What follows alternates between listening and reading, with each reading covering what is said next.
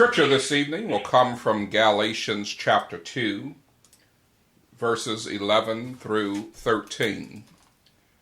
Galatians chapter 2, verses 11 through 13. In the year 1961, under the leadership of Premier Nikita Khrushchev, a wall was erected in Berlin, Germany, separating West Berlin from East Berlin. Even though this had once been a country united, physical, philosophical, and political differences caused there to be a separation between the two sides. West Germany was influenced by the US, the UK, and France, and the Soviet-controlled communist East Germany. This physical separation was an effort enacted by Khrushchev to make sure that there was no German defections from East Germany to West Germany. They had seen many of their most talented people leave the East and head west. Doctors, teachers, and engineers. They all sought the privileges of the West as opposed to the communist lifestyle of the East. This wall that was erected was not only a physical structure, but it represented great philosophical and political differences between the two sides.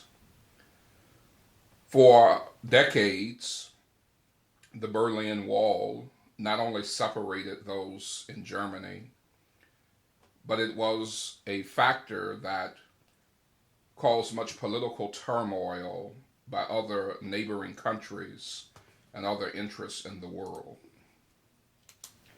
In the year of 1989, it was determined that those in East Berlin or East Germany could visit West Germany.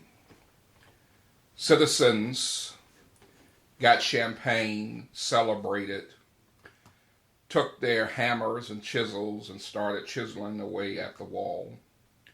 They were so excited at the idea that what had once been a divisive issue would no longer separate them from their brothers and sisters, so to speak, on the other side. On October 3rd of 1990, it was official that there was a reunification in Germany. As we consider these types of ideologies that divide people, philosophical and political ideologies, we have to ask ourselves, what is it about humanity that we seem to find reasons to build walls as opposed to building bridges? So often our differences really come down to being menial or insignificant and irrelevant, yet we make those things much bigger than what they are. When we have differences with individuals, our personal differences may not rise to the level of a West Germany and East Germany wall separating us. But sometimes we figuratively have walls in how we treat each other, whether we talk about in our churches, in our families, in our neighborhoods. Sometimes in our churches we have people who ideologically differ with others and sit on different pews or different sides of the church. And even in the house of God, we have the thems and the us's. Many people think church is split when two groups go their separate ways. But so often you have individuals who have made it so that churches are split even though individuals are under the same roof. Families who were once excited by family reunions and the coming together of relatives not seen for periods of time are now divided over land and inheritances Big Mama gave you the same amount of land as me, but I have 4 kids and you have 3, and I think that there should be a difference because I have 1 kid more than you. All of that type of nonsense has created differences. We separate ourselves, and we see this play out in our country because of racial differences, simply because the tint of one's skin is lighter or darker than another. We find ourselves unable to reconcile and to resolve our differences. We have economic differences that create a wall. Rich and poor cannot see things the same. In cities all across this country, the zip code that you live in says something about the healthy food or lack thereof that you have access to, the quality of education that your children or grandchildren will receive, and the life expectancy can greatly differ simply by which zip code you live in. We have religious differences where we argue not only with those of different beliefs, but even within our fellowship we have individuals who are not able to agree on the meaning of a scripture or some principle that causes us to say we have the thems and the us's. People have different preferences, viewpoints, and ideologies, and cannot get along with those who do not think just like themselves. Interestingly, we find Peter in Galatians chapter 2 and verse number 11 having a fellowship with those who are Gentiles. Prior to this experience, God had summoned Peter to go to the house of Cornelius. Peter, being a Jew, looked down his nose at Cornelius, a Gentile, did not see himself as being the person who should go and have to teach and to convert a Gentile. He looked at the Gentiles as being unclean.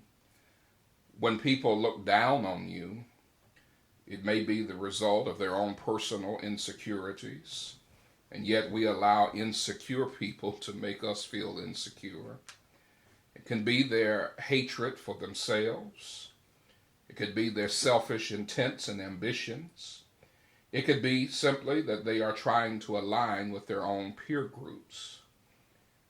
Yet we are to understand that Peter, who did not want to go to Cornelius' house for whatever reasons, whether it was his insecurity, his hatred, his selfishness, or the pressure of his own Jewish peer group, in Galatians 2, finds himself eating with the Gentiles. My, what a difference we see in Peter. In these verses, we not only see Peter eating with the Gentiles, but when Jews show up, he disassembles, basically runs and hides, fearing that the Jews would talk about him for his engagement or socializing with the Gentiles. Why is it we have these types of hatred-filled experiences? Why do we put up these walls? This is not a matter of a social issue or a political issue. It is a matter of sin in the heart. Whensoever we cannot love those whom God saw fit to create and to make unique, whether it is because of race or the way in which they have experienced life, that doesn't say anything about them. It says something about us. We can't get along with people because there is something in human nature that needs to find something different. We need to put people in boxes. We need to find a way to categorize people. And we are uncomfortable when we can't fit people in categories. It can be someone we see walking down the street, someone we see sitting in a pew on the church. We need to figure them out. We need to determine, are you one of them or are you one of us? Maybe we need to take a note from Germany in 1989 and tear down walls. Maybe we need to learn how to accept and respect people who have different viewpoints other than our own. Learning to interact, to engage, to socialize with someone who has a different experience, a different look, a different preference, a different viewpoint than your own, it does not make you less of a person, it makes you more of a person. Whensoever you are so narrow as to only be comfortable with those who are just like you, it speaks to a level of personal insecurity. But the diversity of the world in which we live and the people that God has put in this world, and more importantly, in our lives, helps us to be sharper people, helps us to be better people. So as opposed to putting up bridges, we seek to put up walls.